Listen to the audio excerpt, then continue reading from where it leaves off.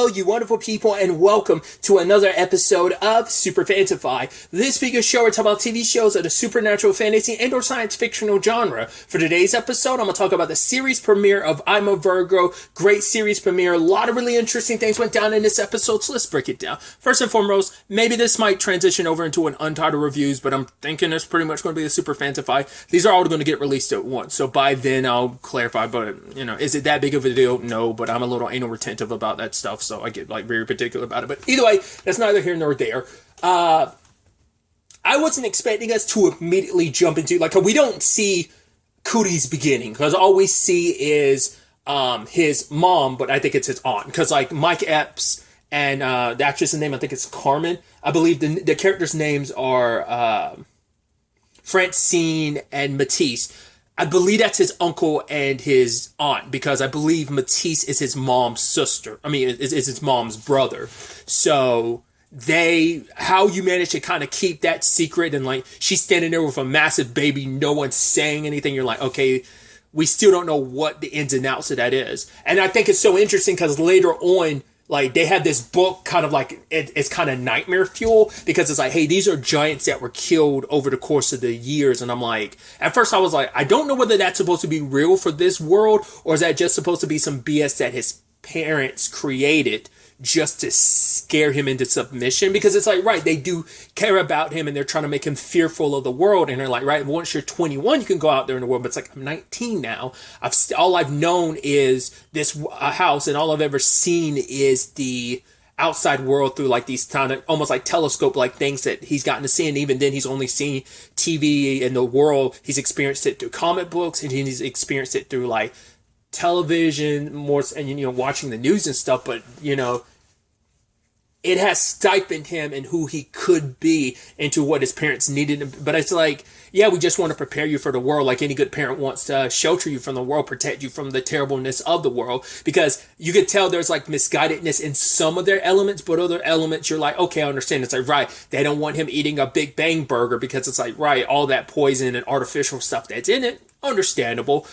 Some of the elements of, hey, you're a black man and the police will arrest you if they find out you don't have a job. It's well, that's not technically true, but there is you're more likely to get profiled, and they'll look at your history of oh, you're this and that, and they'll use it to kind of profile and go and use it as a kind of a strike against you. So there is some element of truth, but just tweaked more. So it's interesting because his mom kind of gives him the I guess that's supposed to be their dynamics of Francine is the loving parent, whereas Matisse is kind of the hard ass of I have to keep repairing these walls because your big ass keeps breaking them and stuff like that. So until this dries, don't lean on the yellow. So it's his, Matisse can be very harsh with his words, but I think it's supposed to be that perfect dynamic of just coddling love with his mom, and then kind of hard love, with his dad. I think it's supposed to be the essentially how that breaks down. One of my biggest questions was going to be the hero in this universe played by Walton Goggins. I was what is his deal? Because my thought was hey, maybe he fell off and going after Cootie could be his main way to get back into the spotlight. Turns out he's a comic book person. The comic book that Cootie reads, it's I'm a Hero or something like that. That's actually a manga, isn't it? I Am a Hero? Or is it I Am Hero? I want to say that's it. I want to say there's a manga called that. I think I came across it many, many, many years ago. I think it's kind of a psychological horror comic, if I'm not mistaken. I don't remember. It's been a while. Because that title suddenly clicked in my head. But anyway, he was kind of a comic book person, and then he became a real life superhero. And that interview he gave was super disturbing. It's so interesting where he's right, people see so many shades of color, and he's I see things black and white. And he's yeah, some people see gray as a color, but for him it's well, my color wheel, it's not. I get the sentiment, but he sounded so a little batshit crazy, especially when he puts the gun to his head later on. I'm are you really about to kill yourself? I was oh, I know you're in the rest of the story, but I didn't know if how that was going to play out. But because he's talking about law and order, and law exists to keep some balance in this world, and you're just that's Interesting. That character definitely seems like he's got a few screw looses, but I guess it's also supposed to play in like a little bit of that dichotomy of, yeah, superheroes can be a little unhinged. Let's face it. One of the great examples is that everyone loves them, but you gotta be a little nutty to run around in a bat suit, ergo Batman. So I think it's supposed to kind of play with that a little bit of like your trauma and everything kind of makes you unhinged because Batman is a bit unhinged because of his trauma. I mean, truth be told, there's a lot of superheroes are like, and that's not even just like on the superhero side of things. A lot of people become unhinged, and your trauma can affect you in a myriad of different ways. It can send you down so many different paths and stuff. Like that's kind of the point I'm making. But like I said, his sentiment of like, to me, that's so complicated where he's like, he only sees things black and white. To me, that's kind of a bad thing. Like, there are shades of gray. There are the fact is, if you just see things as purely a wrong and right, which I think is going to be a fundamental part of his story, a part of this entire story, but definitely his side of things of, hey, things are so fundamentally black and white, but they're not.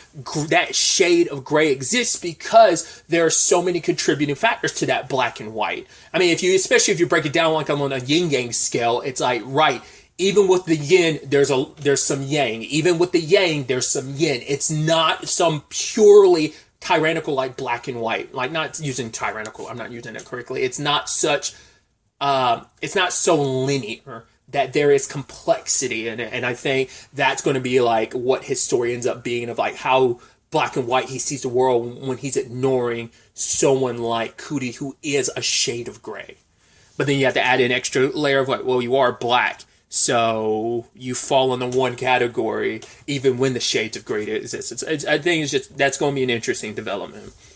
But yeah, like his world changed the moment he, home dude who knows Matisse and reveals the fact is like, oh yeah, we used to eat Bing Bang burgers. And it's like, wait, he did? It's like that he lied. And it's like, even he admitted, it's like later on, it's like, yeah, I did, but he made it sound like he would never eat it. It's like, that's the complicated thing of like, you want him to trust you, but now that he found out, wait, you guys are liars about certain things and you've hidden certain aspects of this world from me.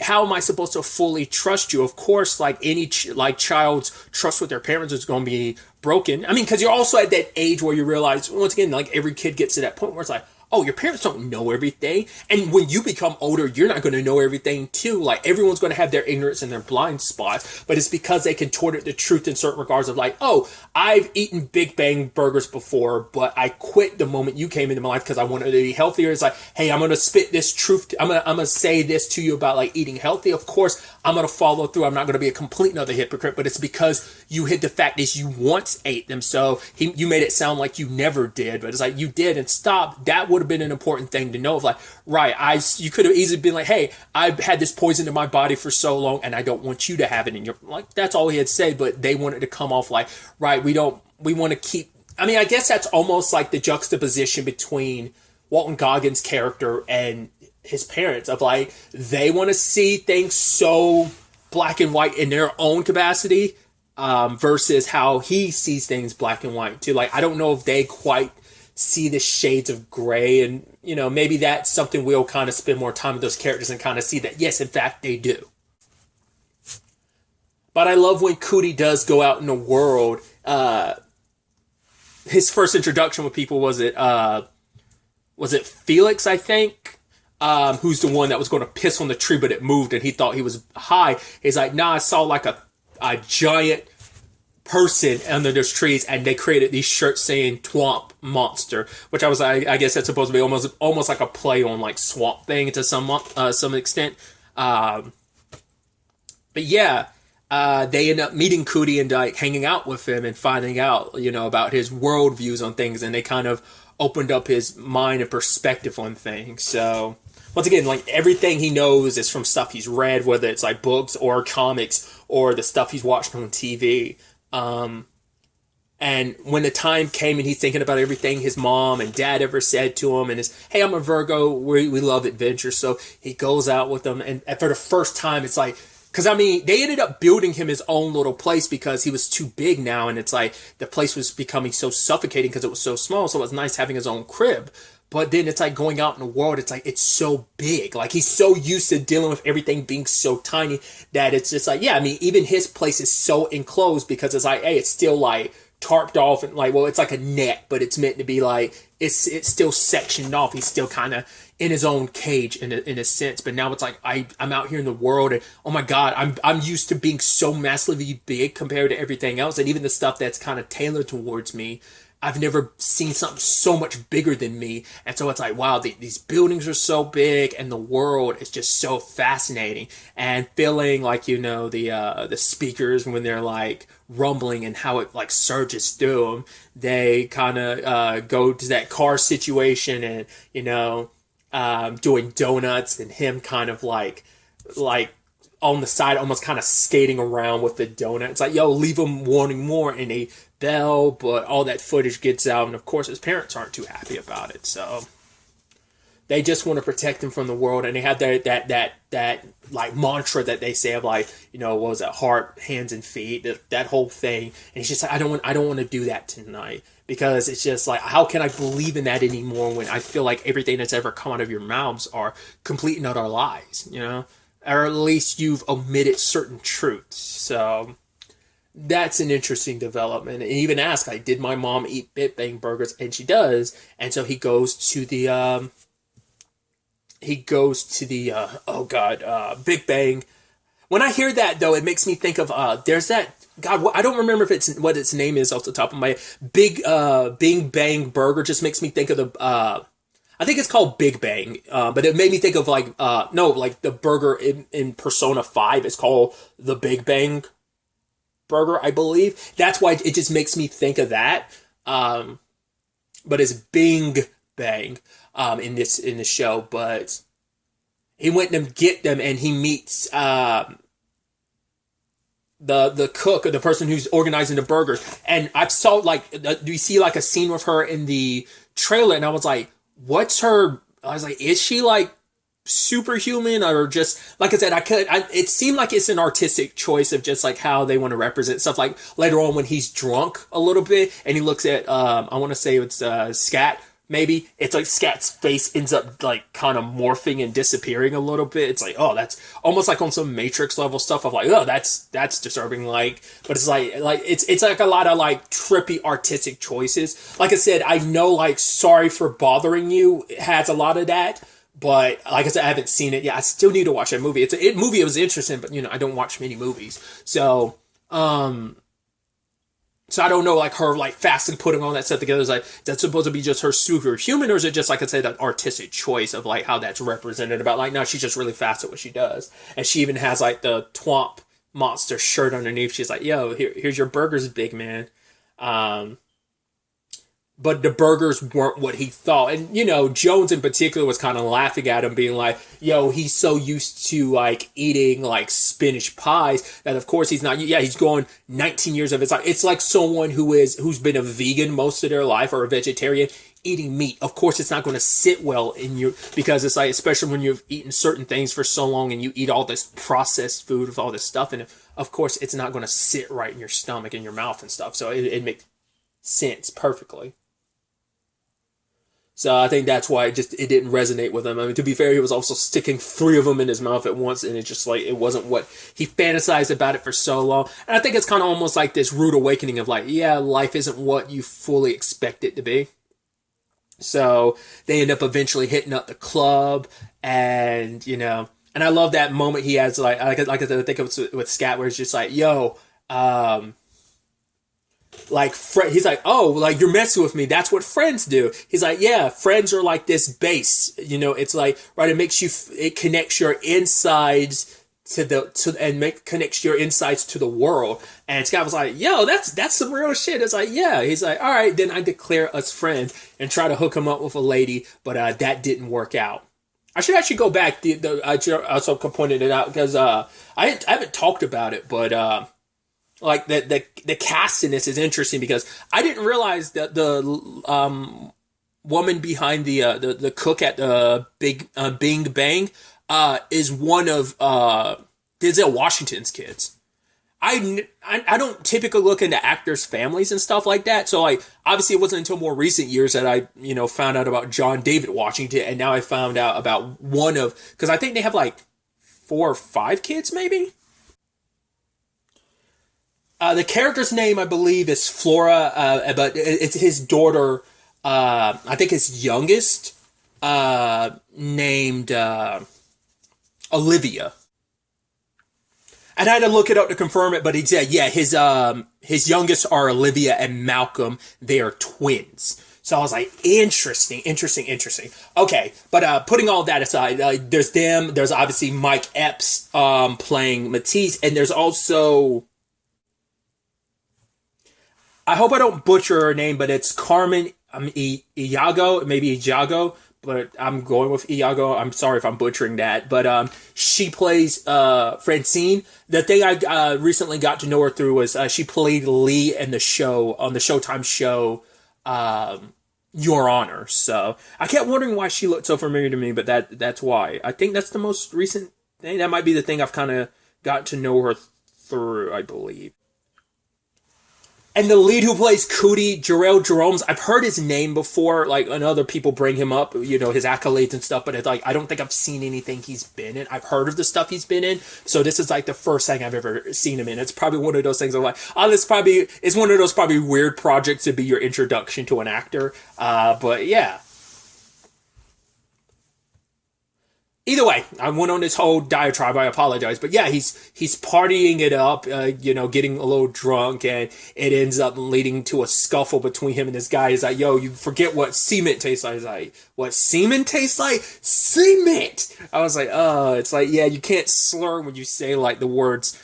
Like, cause he's got like a grill in his mouth and stuff, so you're like, yeah, you can't be slurring when you're saying the word cement.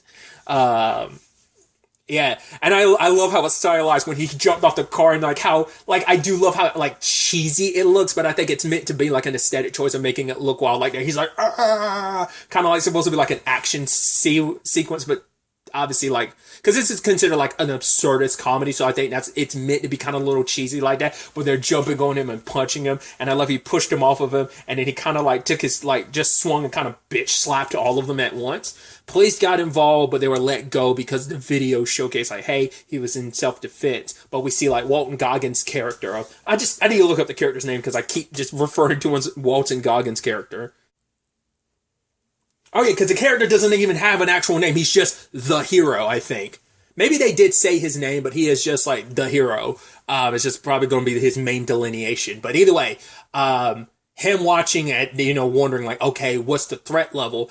And the subtitles say this, but you can also hear it, that it sounds like Bill Cosby. I was like, that's an interesting choice. That I was like, you have to, like, I don't know if that's supposed to be like some deeper commentary on like, oh, what's that mean about the hero? The fact is that he's willing to use an AI and make it sound like Bill Cosby, especially with just everything. Then I'm like, I don't know if there was something deeper with that. It was just, I was like, that's interesting. It's a very jarring thing where you're like, ugh. So I like I said, I don't know if that's supposed to be like a deeper commentary thing. We'll see if anything kind of becomes of that, or like, I'm sure it was supposed to be like it feels like it was too purposeful. Like you could have given it any voice for it to go like down the Bill Cosby route. It feels like 100% intentional. I just don't know in what capacity. Like I said, it feels like it could be a commentary on the hero himself, that he would have a voice. It's like, what does that say about him as a person, that the fact is he does that? Because maybe it's kind of supposed to be, I mean, maybe that kind of speaks volumes of like, I mean, if you want to break it down to a race thing, maybe it's supposed to be like, maybe that's supposed to be him allocating people of a certain shade of skin color in a certain category. Like I said, it's pure speculation at this point. I don't know. Like, there's many ways you can interpret that, maybe, but who knows? We won't really know until we like watch further and see whether they make more of a point of it and kind of give some understanding of why that choice was made. I don't know. We'll have to wait and see. I mean, it could just be like, hey, Bill Cosby's his hero, which is a whole issue within itself. And the wise words of Huey from The Boys, Because I want to say that's the most recent thing I've watched that had like a Bill Cosby bit, being like, "Oh, there's a lot to unpack there," which is kind of an interesting thing too, especially this being. Now, I didn't even think about it. This being on Prime Video, along with The Boys being on Prime Video, both having a kind of a Bill Cosby bit. Interestingly enough, either way, like I said, we'll have to wait to kind of like find out more about it. I'd actually completely forgot to also talk about the thing at the end where it's like, all right, we knew it was going to come down to this. He wasn't ready, but we are. And then Matisse like reveals this secret like part of the wall, and there's a giant like science fictional style cannon / gun. So you're like, what is that about? It's like, could that be about, hey, helping him in case like trouble, like the hero ever finds its way, you're able to defend him, or him being so public, maybe other people, like maybe this has something to do with his birth, that it's not as clear cut, because once again, they went out of their way to show you after he was born, not the process of, like maybe everything he knows about his mom isn't what, like, who knows if like what him being born this way was like, maybe there's like a science fictional experimental thing that happened, and maybe they rescued him from being an experiment. Like I said, there's those other giant things, because I thought they were just like, hey, these are his parents messing with him, like trying to feed this certain narrative and created these fake stories. But it's like, right, these giants aren't related to you, but they come about every few generations you see one pop up. So I'm like, maybe in this world that's supposed to be the thing. But if that's the case, but it's like these are old news stories, so that's why I'm like, I kind of went back and forth of like, I don't know whether to believe them or not. We'll get more context to it later, I'm sure, but I felt stupid because I'm like, I can't tell if these are just fake things that they made or whether it's real, like, oh, there have been other giants. Because if it were other giants in this world, I mean, everyone kind of immediately latches onto it like, hey, yo, we got like a 13-foot black man, this is awesome. Like, everyone kind of like is pretty chillax about it. No one's like freaking out. Seems like the hero's going to be the only one that kind of has an issue with it, but everyone else in the world just kind of accepts it. So maybe it is a thing of, yeah, this has happened from time to time, and it's just like, oh, we get to experience it in our generation, or whether it's just, like I said, complete and utter BS, and just like the world is just a lot more accepting. But I do believe, and I do agree with the side of things of, yes, his uncle Matisse saying like, hey, people are going to like want to use you, but the moment they can't use you anymore, they're going to toss you to the side. Like, oh, it's all fun and games now, until eventually people like the hero, who is going to see you as a villain, who might even paint you as a villain. Like I said, we'll ultimately have to wait to see where all of this ends up taking us. I'm really enjoying it so far, so I'm excited to ultimately see where the next episodes ends up taking us going forward with all of this. But really, that's all I want to talk about. Till the next time we meet, be happy, be safe, live life to the fullest, and enjoy it. Good day, and good